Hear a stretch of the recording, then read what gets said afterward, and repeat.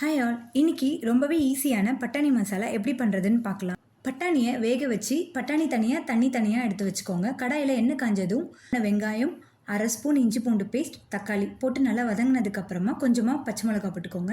1/4 spoon மஞ்சள் தூள், மிளகாய்த்தூள், சோம்புத்தூள், கரம் மசாலா தூள், சால்ட் போட்டு நல்லா ஒரு மிக்ஸ் பண்ணதுக்கப்புறமா வேக வச்ச பட்டாணி தண்ணியும் இது கூடவே சேர்த்து நல்லா ஒரு கொதி வந்ததுக்கப்புறமா 1 ஸ்பூன் சாம்பார் பொடி, அரை ஸ்பூன் சுகர் போட்டு 7 to 10 மினிட்ஸ் கொதிச்சதுக்கப்புறமா நம்ம வேக வச்ச பட்டாணியை கொஞ்சமாக ஸ்மாஷ் பண்ணி இது கூடவே சேர்த்து நல்லா கலந்து விடுங்க.